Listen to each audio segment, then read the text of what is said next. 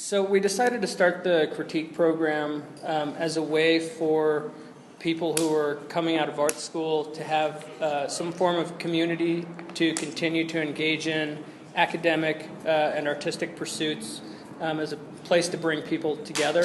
We don't have a permanent site or building, so our program's kind of siteless in a way. It's mostly, temporary donated spaces. We have reading groups and seminars 2 evenings a week. And then we have a group of core faculty and a group of visitors who come in every 3 weeks.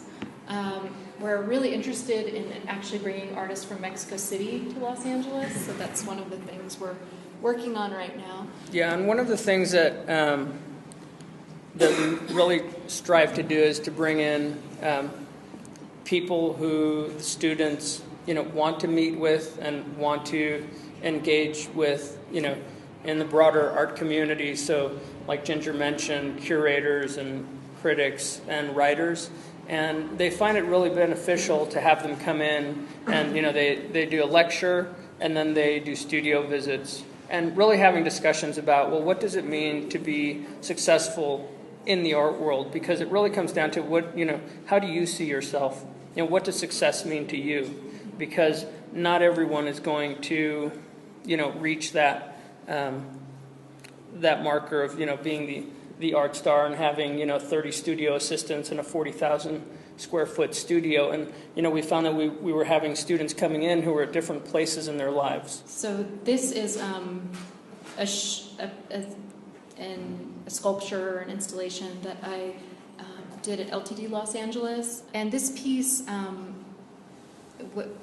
it basically includes this black sculpture and the light box, which is handmade, and mint leaves. And one thing that I started exploring and one thing that I'm writing about right now is the use of things like smell or scent, light, shadow. This show is really, I really conceptualized and organized it so that you're sort of looking out but also looking within, looking inside, so that it wasn't really as much about sort of gazing out to the perimeter as much as it was moving across the space. One major component in this work I mentioned is the use of scent or smell. So 3 of these sculptures were dipped in or infused in oils or included, either there was mint leaves in the show too. So the experience, even when the show started, was very different from what one would experience towards the end of the show. And I've been really thinking a lot about the archival qualities or the impossibilities of this work too.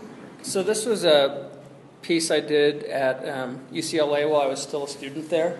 And so I had gone to UCLA after finishing architecture school.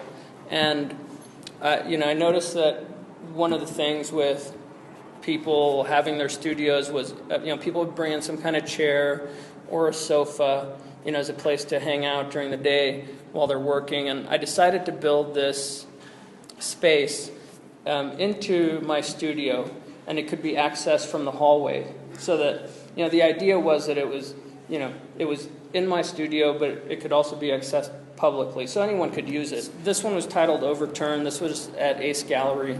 And so what one would find out walking through and around the piece was that the resulting shape was that, the front side was right side up and the back side was upside down, except the materials didn't flip with the structure. Doing this project titled Tumbleweed out in the desert in Victor Valley, which is about 2.5 hours outside of Los Angeles. So I leased a piece of vacant desert land, and I'd made these road markers, and they were all stolen 3 weeks after I had set it up, and I was really disappointed because I really wanted to keep them.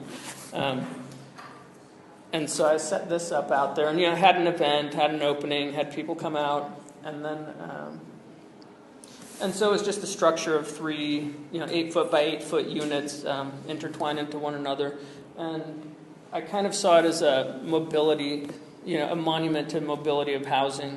This was a piece at the Taubman Museum that I did in 2010, and I was interested in playing with repetition. So it's the same, it's a corner of a room repeated 4 times, but they're oriented differently each time you walk around. And so I was interested in playing with ideas of memory by setting up the situation where you encounter something, and then as you move around it, you encounter it again, but it's in a different position. Right now, I believe our tuition for the 10-month program is around $4,800. So, which is, the bottom amount we need to keep our doors open. And we do have a couple students who come in with fellowships, need-based fellowships, and that's been really important to me, that people who otherwise couldn't afford to come can come to the program. There's room for artists and participants to bring in their own materials, and so that's one thing I really make an effort of highlighting when I hire people, is that I want there to be a lot of faculty expertise and direction, but I also want all the participating artists to have kind of their own voice in the curriculum. So, and that's one thing that it's hard to achieve, and we're really, I've really been working on that.